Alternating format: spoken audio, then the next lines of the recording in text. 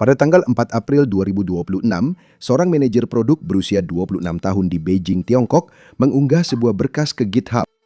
Dalam waktu 48 jam, berkas itu telah diunduh oleh jutaan pekerja teknologi Tiongkok. Video miliknya tentang berkas ini mendapatkan lebih dari 5 juta suka hanya di Tiongkok saja. Berkas ini dan video yang menyertainya telah menyebabkan kerugian miliaran dolar pada ekonomi Tiongkok. Dan yang paling parah adalah para pekerja Tiongkok justru senang dengan hal ini. Partai Komunis Tiongkok masih belum melarang alat ini. Mereka bahkan belum menyebut nama pengunggahnya karena Xi Jinping tahu dia tak bisa melakukannya. Karena melarang sesuatu seperti ini berarti mengakui sesuatu yang mati-matian ingin mereka sembunyikan dari dunia. Ini adalah kisah tentang bagaimana generasi anak muda Tiongkok berusia 20-an berhasil memenangkan perang melawan Xi Jinping. Mereka menang telak hingga Xi Jinping sendiri harus angkat bicara dan memohon mereka untuk berhenti. Dengarkan baik-baik. Saya harap semua orang akan mengingat ajaran partai. Rekonstruksi Republik Rakyat. Untuk tidak membuang waktu, tidak membuang waktu, tidak membuang waktu rakyat. Jalankan jalur pemuda untuk mendapatkan masa depan bagi generasimu. Untuk memahami mengapa ini terjadi, kita harus kembali ke tahun 2021. Pada bulan April tahun itu, seorang pria di Tiongkok yang menyebut dirinya sebagai pengelana berhati baik, memposting sebuah esai sepanjang 200 kata ke sebuah forum Tiongkok. Judul dari postingan ini adalah, "Rebahan itu keadilan." Argumennya dalam postingan ini cukup sederhana. Dia lelah dengan kehidupan. Jadi dia tidak akan membeli rumah, tidak akan menikah, dan tidak akan punya anak. Singkatnya, dia tidak mau berusaha demi masa depan yang lebih baik. Dia hanya akan rebahan, dan Partai Komunis Tiongkok tak bisa berbuat apa-apa. Orang-orang mengeluh di media sosial bukan hal baru. Saya yakin kalian sudah sering melihatnya. Postingan ini seharusnya sudah tenggelam begitu saja, seperti jutaan postingan lain yang mengeluh tentang kehidupan di media sosial. Namun sebaliknya, postingan ini justru dibagikan ulang jutaan kali.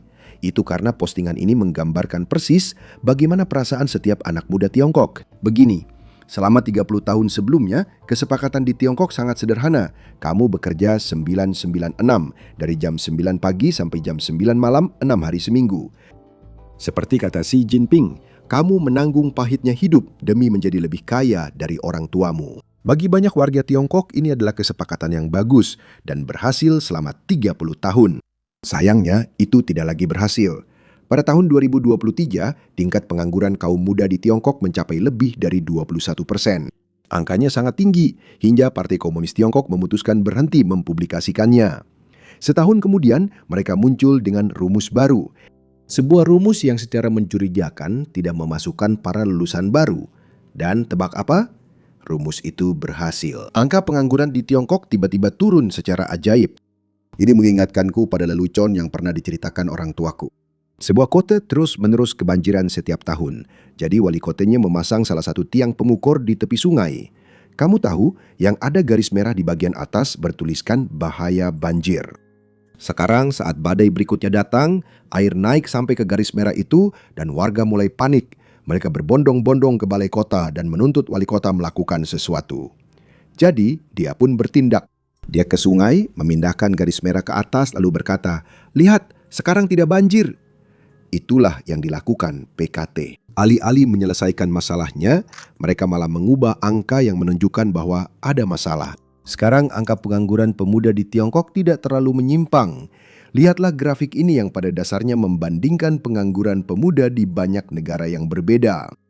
Di sini Anda dapat melihat angka 21% pengangguran pemuda Tiongkok yang sebelumnya diumumkan PKT sebelum mereka berhenti mempublikasikannya. Setelah mereka menggunakan rumus baru, angka pengangguran pemuda Tiongkok turun jadi sekitar 16%. Dan coba tebak, negara-negara seperti Inggris, Italia, Chili, Finlandia, semuanya memiliki angka pengangguran pemuda yang kurang lebih sama. Jadi mungkin Anda berpikir ini bukan masalah besar. Nah, disinilah ukuran Tiongkok benar-benar menjadi masalah besar dalam berbagai hal. Pertama, Tiongkok sudah memiliki jutaan orang yang menganggur. Tapi selain itu, ada 12 juta lulusan lagi yang akan memasuki pasar kerja terburuk dalam 30 tahun terakhir. Lalu, tebak apa? Tahun depan, ada kelompok lulusan yang lebih besar lagi yang diperkirakan akan masuk ke pasar ini. Sekarang tentu saja, mayoritas dari para lulusan ini semoga akan mendapatkan pekerjaan. Tapi sekitar 1/5 dari mereka diperkirakan akan menganggur. Dan itu buruk. Selain itu, situasinya semakin buruk jika Anda melihat pekerjaan yang benar-benar dijalani beberapa orang ini. Lebih dari 20% kurir di Tiongkok, yaitu orang-orang yang mengantarkan pesanan lewat layanan seperti DoorDash dan Uber Eats di Tiongkok, memiliki gelar sarjana. Dan kemudian, setidaknya 70.000 pengemudi memiliki gelar magister. Sekarang saya akui itu. 70.000 bukanlah angka yang besar di negara seperti Tiongkok. Namun, para lulusan, khususnya yang bergelar magister, mungkin tak pernah membayangkan diri mereka mengantarkan makanan untuk orang lain. Sekarang seperti di seluruh dunia, di Tiongkok, satu generasi diberitahu bahwa belajar keras untuk gaoko akan membawa pada karir yang stabil di kota. Kontrak sosial itu sedang runtuh. Disinilah saya ingin mengingatkan kalian tentang aturan emas YouTube, terutama saat kalian membuat video yang berkaitan dengan Tiongkok. Kalian harus membicarakan kebijakan satu anak. Kalian memang harus membahasnya. Kalian lihat, setiap lulusan yang menganggur atau setengah menganggur adalah anak tunggal dari 2 orang tua, dan bahkan mungkin sampai 4 kakek nenek. Mereka telah menginvestasikan segalanya untuk pendidikan anak-anak. Bagi keluarga-keluarga ini, situasinya tampak tidak cerah. Anak-anak mereka semakin sulit mendapatkan pekerjaan. Dan pada saat yang sama, Xi Jinping sedang mematikan beberapa industri terbesar di negara itu. Disinilah segalanya menjadi sedikit rumit. Karena baru-baru ini, Xi Jinping mematikan industri bimbingan belajar di Tiongkok. Industri ini bernilai sekitar 120 miliar dolar per tahun. Ini jelas merupakan bisnis besar di dalam Tiongkok. Sekarang Xi Jinping percaya bahwa pendidikan, terutama pendidikan tingkat dasar, seharusnya gratis. Orang tua seharusnya tak perlu mengeluarkan banyak uang agar anak-anak bisa menempuh pendidikan dasar dan menengah. Bukan ide yang buruk, tapi sayangnya mematikan industri sebesar ini berarti banyak orang yang akan kehilangan pekerjaan. Selain itu, tidak ada pekerjaan baru yang tercipta. Faktanya, krisis ini begitu parah sehingga Xi Jinping sekarang benar-benar menarik kembali ucapannya dan melonggarkan pembatasan pada industri bimbingan belajar. Jadi dia menciptakan semua kekacauan ini tanpa alasan. Dan orang-orang yang paling menderita tentu saja adalah para pelaku bisnis bimbingan belajar dan para anak muda yang seperti yang Anda tahu bergantung pada pekerjaan yang disediakan oleh industri ini setelah mereka lulus. Jadi semoga sekarang mulai sedikit masuk akal kenapa para pelajar Tiongkok mulai memilih hidup rebahan. Lalu pada tahun 2022 keadaannya semakin buruk. Lying flat berkembang menjadi sesuatu yang lebih suram. Itu adalah bailan atau dalam bahasa Inggris let it rot. Jika berbaring datar artinya saya tidak mau ikut permainanmu. Bailan juga berarti saya tidak mau ikut dan bahkan berharap kamu kalah. Sekarang tahun 2022 adalah tahun penguncian besar di Tiongkok, penguncian COVID, di mana Xi Jinping ingin mencapai tujuannya yang mustahil yaitu nol COVID. Itulah sebabnya dia mengunci 25 juta orang di Shanghai di dalam apartemen mereka selama 2 bulan. Drone terbang di atas gedung, mengingatkan penduduk mengendalikan keinginan akan kebebasan. Orang-orang benar-benar kelaparan di gedung-gedung tinggi, sementara pejabat PKT mengadakan konferensi pers dan berbicara tentang betapa melimpahnya pasokan makanan. Lalu, situasinya pun meledak. Pada bulan November 2022, terjadi kebakaran di sebuah gedung di Urumqi yang menewaskan 10 orang yang secara harfiah terkunci di dalam apartemen mereka. Artinya, mereka tidak bisa keluar meskipun mereka mau. Pintu-pintu dirantai dari luar, sehingga orang-orang di dalam tidak bisa keluar dari pengurungan. Dan hal ini menimbulkan reaksi keras besar-besaran yang tidak diduga oleh Xi Jinping. Ribuan, bahkan mungkin puluhan ribu warga Tiongkok turun ke jalan di Shanghai, di Beijing, di Chengdu, di Wuhan, dimanapun yang bisa Anda bayangkan. Orang-orang ini begitu muak dengan lockdown, sehingga mereka secara terbuka meneriakan, turunkan Xi Jinping, turunkan PKT. Hal seperti ini belum pernah terjadi di Tiongkok sejak tahun 1989, pembantaian di Animal Square.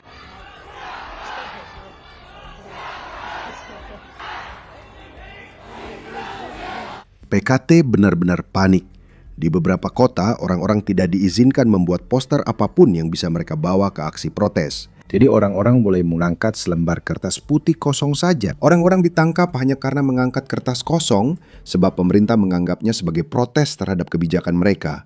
Tapi tebak apa? Meski banyak penindasan, ini justru berhasil. Dalam beberapa minggu, Xi Jinping melakukan hal yang belum pernah ia lakukan, meninggalkan seluruh kebijakan nol COVID-nya. Dalam satu konferensi pers, Tiongkok berubah drastis dalam semalam. Para demonstran menyadari sesuatu yang tak ingin Partai Komunis Tiongkok mereka ketahui. Rezim bisa mundur jika reaksi baliknya cukup kuat. Ini berarti bahwa Ling Flat dan Bailan terus berlanjut dan bahkan menjadi lebih buruk. Pada tahun 2023, Bailan telah mengambil bentuk baru. Orang dewasa bergelar master dari universitas besar seperti Tsinghua atau Universitas Peking yang setara Harvard dan MIT di Tiongkok mulai kembali tinggal bersama orang tua mereka. Mereka menyebut diri sendiri full-time children. Mereka menganggap ini sebagai pekerjaan, tapi menurut saya ini lebih mirip pensiun. Yang mereka lakukan hanyalah makan malam bersama orang tua mereka, mengantar mereka ke janji temu dengan dokter, merawat kakek nenek, dan melakukan apapun yang harus mereka lakukan untuk mendukung orang tua mereka. Tapi sebagai imbalannya, mereka mengharapkan gaji sekitar 4.000 hingga 8.000 yuan per bulan. Itu sekitar 500 hingga 1.100 dolar per bulan. Penting untuk dijelaskan di sini bahwa mereka adalah orang-orang berusia 27 tahun dengan gelar elit di Tiongkok yang sudah menghitung bagaimana mereka ingin menjalani hidup mereka. Mereka melihat pasar kerja di Tiongkok dan melihat tabungan pensiun orang tua mereka, lalu mereka memutuskan bahwa mereka lebih baik hidup sebagai full-time children. Sekarang ini bukanlah kejadian yang terisolasi. Pada tahun 2023, diperkirakan 16 juta anak muda Tiongkok menyebut diri mereka sebagai full-time children. Ini adalah fenomena sosial besar. Lalu, pada tahun 2025, keadaannya semakin parah. Bailan telah mencapai bentuk akhirnya, yaitu Rap People, tagar Rap People. Di media sosial Tiongkok, tagar itu telah ditonton lebih dari 10 juta kali. Tagar terkait seperti orang tikus bangga, atau di tempat tidur sepanjang hari mulai sering menjadi tren di media sosial Tiongkok sebelum sensor PKT menghapusnya. Lalu tagar-tagar ini langsung diposting ulang dengan variasi nama yang mirip. Izinkan saya memberi gambaran tentang sehari dalam kehidupan seseorang yang menyebut dirinya orang tikus. Mereka kebanyakan adalah remaja Gen Z yang tidak punya pekerjaan. Jadi rutinitas harian mereka terdiri dari tetap di tempat tidur selama 3 jam setelah bangun, lalu mandi sedikit setelah itu, kemudian tidur lagi selama 5 jam, tidak makan apapun sampai orang tua mereka membangunkan mereka di malam hari. Dan siklus ini terus berulang. Mereka makan malam, kembali tidur, lalu bangun keesokan paginya, tetap di tempat tidur lebih lama lagi, dan kemudian hanya tetap di tempat tidur sampai harus bangun lagi untuk makan malam. Pada dasarnya, seperti tikus, menghindari cahaya, ritme, dan ekspektasi sosial sangat memengaruhi ekonomi. Saya tidak hanya bicara soal orang tikus, tapi semuanya.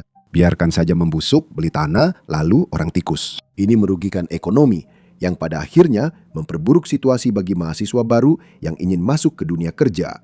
Yang berarti beberapa dari mahasiswa ini bergabung dengan kelompok orang yang pada dasarnya sudah menyerah untuk mencoba. Pada akhir 2024, ekonom Tiongkok Gao Shenwen mengungkapkan hal yang biasanya jarang diungkapkan secara terbuka. Dalam pidatonya di sebuah konferensi investor di Shangjiang, dia mengungkapkan 3 fakta besar yang mengejutkan. Yang pertama adalah bahwa pertumbuhan PDB Tiongkok telah dilebih-lebihkan, sekitar 3% poin setiap tahunnya. Hal ini memiliki konsekuensi besar. Dia pada dasarnya mengatakan bahwa keajaiban ekonomi Tiongkok selama 3 tahun terakhir sebagian besar hanyalah fiksi statistik. Itu bohong. Sekitar 40-50 juta orang yang seharusnya bekerja justru menganggur. PKT memalsukan data tingkat pekerjaan di negara itu. Bom kedua yang ia lontarkan adalah soal kesenjangan antar generasi. Dia mengatakan bahwa pasca pandemi, Tiongkok terdiri dari orang tua yang penuh semangat dan anak muda yang tidak bersemangat, serta mati-matian ingin memperbaiki keadaan. Ini adalah bagian terpenting dari pidatonya, karena kutipan yang dia sampaikan sangat beresonansi dengan generasi muda Tiongkok dan dengan cepat menjadi viral di seluruh media sosial Tiongkok. Ungkapan yang paling populer adalah saat dia mengatakan bahwa anak muda Tiongkok mematikan lampu dan makan mie. Ini adalah istilah slang investasi Tiongkok yang pada dasarnya digunakan untuk menggambarkan seseorang yang sedang sial setelah kehilangan banyak uang di pasar saham. Ia mengatakan bahwa satu generasi secara keseluruhan pada dasarnya seperti seseorang yang baru saja sial di pasar saham. Ini adalah momen besar di Tiongkok karena orang ini bukanlah seorang pembangkang. Dia bukan seseorang yang membenci PKT. Dia bukan seseorang yang, kamu tahu, tinggal di luar negeri dan hanya menjelek-jelekan Tiongkok. Dia adalah kepala ekonom di salah satu perusahaan sekuritas milik negara terbesar di Tiongkok. Jadi saat seseorang seperti dia yang punya akses sebesar itu dan loyalitas seperti itu kepada pemerintah berbicara, kamu tahu dia tidak sekedar menjelekkan pemerintah atau partai, dia memang berkata jujur. Tapi sayangnya, PKT tidak melihatnya seperti itu. Karena dalam waktu 48 jam setelah pidatonya menjadi viral, dia pada dasarnya dihapus dari internet Tiongkok. Pidatonya, pidato lengkapnya, dihapus. Akun WeChat pribadinya dan akun media sosial lainnya juga dihapus. Dan PKT pada dasarnya mengirimkan pesan kepada setiap ekonom lainnya bahwa hey, ini adalah satu topik yang tidak boleh kalian bicarakan. Dia hanya menyatakan apa yang dia yakini sebagai kebenaran. Tapi sayangnya itu sudah terlalu jauh bagi PKT. Semua ini membawa kita kembali ke unggahan GitHub pada 4 April 2026 yang kita bicarakan di awal video. Alat itu dikeluarkan oleh gadis ini, Koki Zhu. Dia berusia 26 tahun, dia adalah manajer produk AI yang tinggal di Beijing. Untuk memahami apa yang dia unggah, kamu perlu tahu apa yang terjadi pada pekerja teknologi Tiongkok beberapa bulan terakhir. Perusahaan teknologi Tiongkok mulai melakukan hal yang benar-benar distopis, bahkan menurut standar PKT. Mereka memaksa para insinyur, para pekerjanya untuk mencatat setiap aspek dari alur kerja mereka. Bagaimana mereka berpikir, bagaimana mereka mengambil keputusan. Apapun yang mereka lakukan, mereka ingin alat AI mencatat semuanya agar perusahaan bisa mengolah informasi ini menjadi agen AI. Lalu mereka bisa memecat semua karyawannya atau setidaknya mengurangi jumlah pegawai di perusahaan, alias lebih sedikit pekerjaan untuk pekerja Tiongkok. Bagi pekerja, ini situasi menakutkan. Bayangkan saat bekerja, atasanmu ingin kamu tetap bekerja. Tentu saja, kamu ingin melakukan pekerjaan dengan baik, tapi di benakmu, kamu tahu ada AI yang melacak semua yang kamu lakukan. Jadi suatu hari nanti, AI itu bisa menggantikanmu. Inilah alasan mengapa alat di GitHub ini menjadi viral. Alat ini memang dibuat untuk melawan AI yang ingin menggantikan para pekerja. Izinkan saya jelaskan bagaimana alat ini bekerja. Alat ini memiliki 3 mode, sabotase ringan, sedang, dan berat. Tergantung seberapa ketat atasan Anda mengawasi. AI yang melacak setiap gerakan Anda akan diberi data, materi dan data yang sengaja dirusak.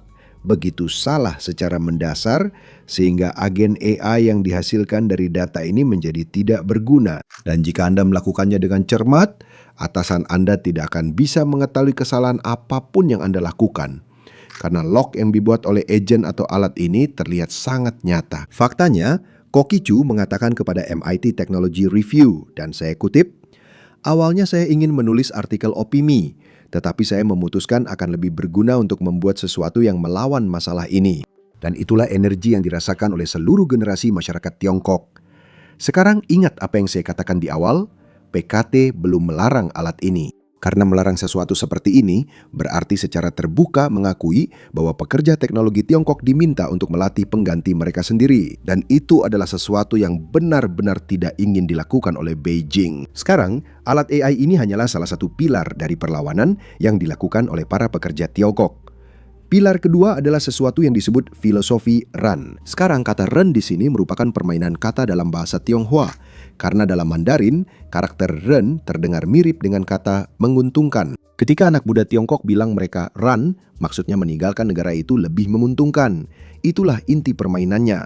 Wujud nyata filosofi Run dalam praktik adalah sebuah panduan besar, hasil gotong royong, tentang bagaimana cara keluar dari Tiongkok sebelum keadaan menjadi lebih buruk. Kunjungi platform media sosial Tiongkok manapun, dan Anda akan menemukan utas di mana anak muda Tiongkok membuat panduan yang sangat detail tentang cara meninggalkan negara itu. Mereka membicarakan tentang Canadian Express Entry, atau mungkin program visa profesional berketerampilan tinggi Jepang. Bahkan jalur Tech Task Singapura pun dibahas. Pada dasarnya mereka membicarakan negara mana yang bisa mereka tuju dan seberapa mudah untuk masuk ke sana. Dokumen apa yang dibutuhkan, apa yang perlu dikatakan ke petugas imigrasi di bandara, dan apa yang perlu dikatakan saat wawancara visa. Mereka juga berbagi tips tentang bagaimana cara memindahkan uang keluar dari negara tersebut. Di Tiongkok, kini lebih sulit memindahkan uang keluar sejak aturan SAFE baru diberlakukan. Aturan-aturan tersebut mewajibkan bank-bank Tiongkok untuk menandai setiap transfer lintas negara yang melebihi 5.000 yuan, itu sekitar $1.000. Dan bank juga diwajibkan untuk menyimpan catatan transaksi selama 10 tahun. Dengan semua aturan ini, PKT pada dasarnya secara finansial menutup perbatasannya. Bukan untuk mencegah orang masuk, tapi untuk mencegah orang keluar. Dan itulah sebabnya mengapa anak muda Tiongkok makin cepat meninggalkan negaranya. Kanada, Jepang, dan Singapura masih menjadi tujuan utama bagi talenta Tiongkok. Tapi belakangan ini, Meksiko dan Hungaria juga mulai muncul dalam daftar tujuan. Dan kalian mau tahu apa tanggapan Beijing terhadap semua ini? Itu mirip dengan yang dilakukan Kuba di bawah Fidel Castro. Beijing telah melabeli filosofi RAN sebagai tidak patriotik, yang merupakan kata yang persis sama yang digunakan setiap rezim yang runtuh dalam sejarah untuk menggambarkan para imigrannya.